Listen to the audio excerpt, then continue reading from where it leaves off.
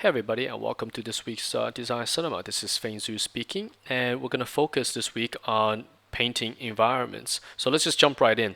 You can see I started with a very rough grid, perspective grid, because that's the foundation. Foundation is the core of everything. And now I'm going to lay in a line drawing of this environment. The reason why I start with line is because I'm going to do an environment that's a little bit more zoomed in, not so massive scale. Which maybe I'll do in a different tutorial. Basically, a person in this shot, you could probably still see it. Maybe it's a dot, but you can still see him versus a building or a landscape that's thousands of miles high or something like that, which is actually quite easy to do. The bigger something is, the scale, the easier it is to actually paint and draw because you don't have to worry about human scale detail. You can just focus on the big shapes. Therefore, you can actually be quite loose with it. And also, the more zoomed out you are, the more flattened the camera could become. It's kind of like shooting with a fisheye lens versus a 400 or 500 mil camera lens. The wider you pull out, the less perspective the lens has, right? Like a 500 mil camera has almost no perspective on it, therefore making the drawing much easier to do. Whereas this one, we actually have perspective. You can see the horizon is low on the page. So if we look up, we see up. So by doing something that has perspective, I tend to use a line drawing first, so I don't have to guess as I paint.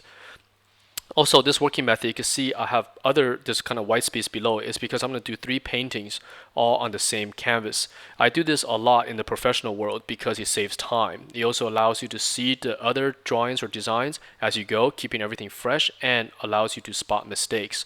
So the goal here is to design 3 different environments, different worlds, with 3 distinguished looks. Right? You don't want 3 designs that are kind of similar because if you're starting on a project, say this is a video game, and your role is to create new worlds for the player to visit.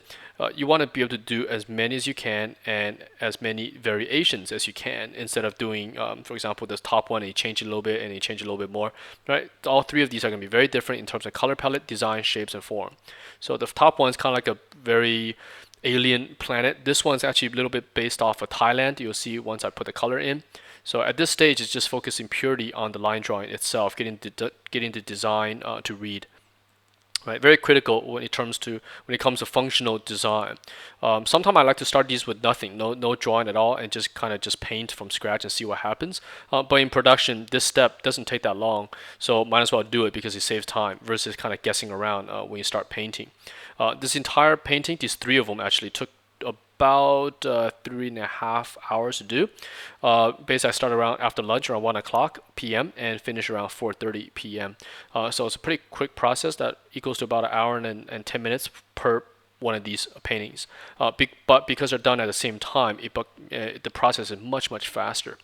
And something else I want to mention as well, we seem to get a lot of requests. For example, let's do some characters, let's do some environments, let's do vehicles and those type of things.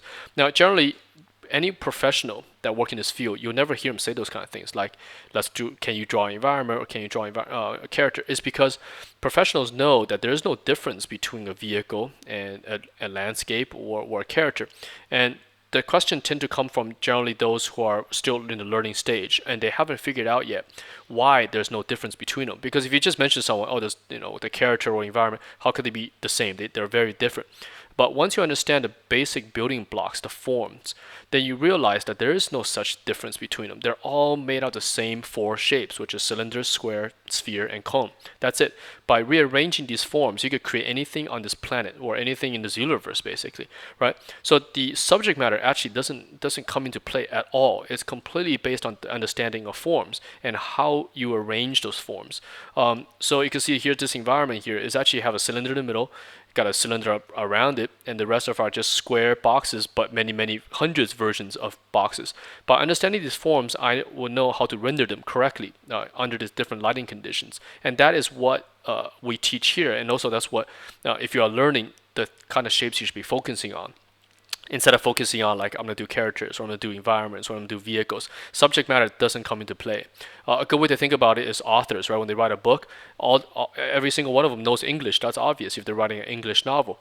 It's kind of like asking someone who wrote a fantasy book. It's like, okay, can you write sci-fi? They probably can. Do you know what I'm saying? Because it's using the same language.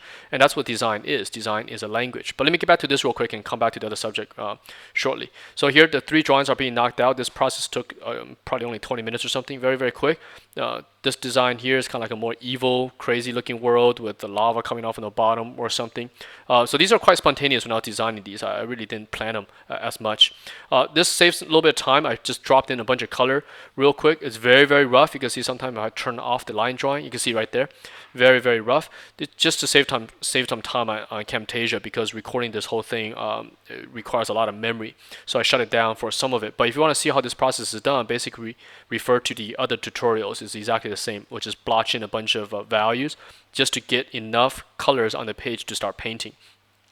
This one here, the Thailand based one, actually has some photo collage on the lower right. You can see there's some coral, because that's kind of hard to paint versus everything, and a little bit of the clouds are photo, but everything else is blotched in with just a paintbrush. But those photo elements add the extra, I guess, touch of detail. This one also, the third one, also just painted from raw values. Very similar to that bug painting I did, maybe episode 22, I can't remember, the big ant robot. Started the same way, just blotched some paint and rendered out some value. Because the line drawing is there, so it's much easier to hold. Right? So you can see here the line drawing is turned off. You can see the paint blocking is very, very rough. But let's go back to the design thing, the basic forms. Now, what I was saying is design is a language, just like speaking English, speaking French, speaking anything. It's a language, and once you understand the language, then you can use it however you want. So if you're very good at English, you could write books with it. You could do whatever you want, right? So the subject matter, like is it sci-fi, is it a character, is it an environment, is it whatever, that has nothing to do with the language itself. That's kind of like asking the thing I mentioned earlier. Do you write sci-fi books, or do you write romantic novels? Do you write fiction? It doesn't matter. They're using the same language. So once you know the language, you could pretty much do which subject interests you, right? There's no limitation. And designs works exactly 100% the same way.